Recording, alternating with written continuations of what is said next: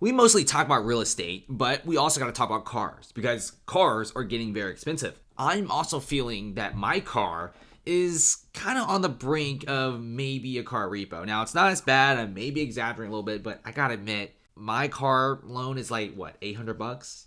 My car insurance like 150, and it's kind of expensive. So if you check out what's going on here, Americans are defaulting on their auto loans at levels not seen nearly 3 decades ago. And I'm just going to be real with you guys. One of the reasons why people are just going all out in terms of cars is kind of like the flexing culture, right? We are now buying things that we don't really need. Buying things are so expensive. They're not affordable. I mean, I personally know somebody that makes about $3,500 a month after tax, but their car's like loan is like $1,300 a month. That's crazy. It's actually more expensive than the dude's rent. And then you have like the insurance is crazy, the gas is crazy, and since he's always racing, the tires are wearing out super fast too. And look at this.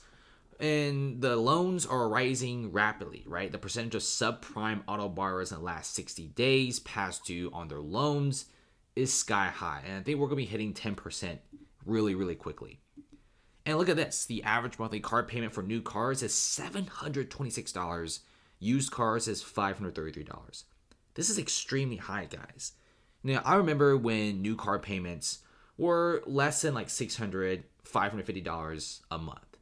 And then you also have the percentage of people who are paying more than $1,000 a month for the vehicle. 17.5% of buyers in the new vehicle market are paying more than $1,000 a month. This is crazy. People are literally buying Porsche 718s, Range Rovers, and the occasional G-Wagon. I think buyers in the US are just purchasing so much car that they can't afford because they want to show off to a lot of people. And we're looking at almost 20%, guys. Back in the old days, like 5 to 10 years ago, it wasn't 17.5% with a payment of more than $1,000 a month for a new vehicle. I mean, that number was like 5 to 6, 7%.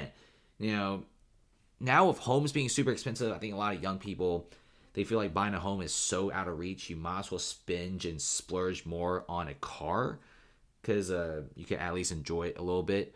But kiss your savings goodbye, right? Check this out. Remarkable surge in auto insurance costs, and it's also increasing the U.S. inflation rate as well. Auto insurance is not cheap, guys. It's getting so much more expensive. We're seeing a lot of insurance companies, especially for young people, their insurance premiums are insanely high. And it's actually eating away at a lot of their money.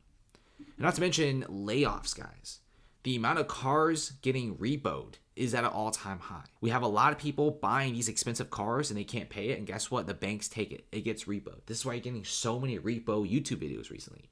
And then combine with layoffs.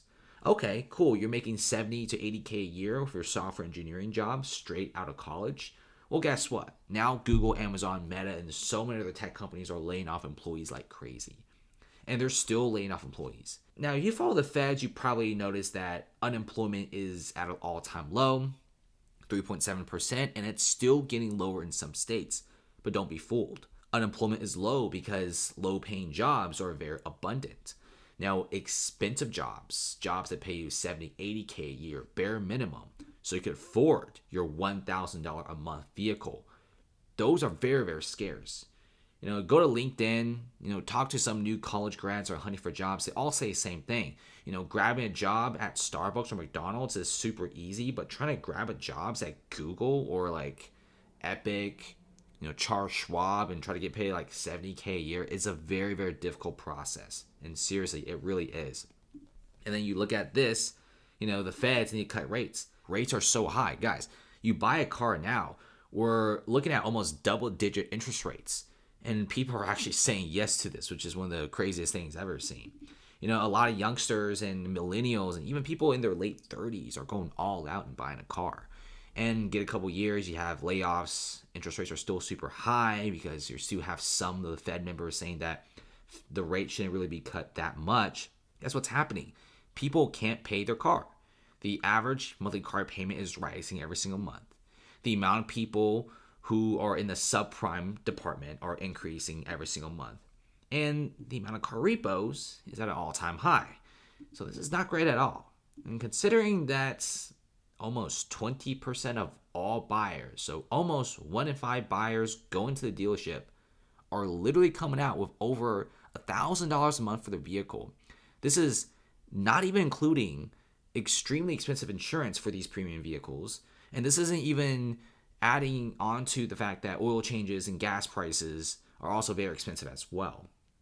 So let's see what happens, right? Too many times I'm seeing people with nice Porsches and Range Rovers, but at the same time they still rent.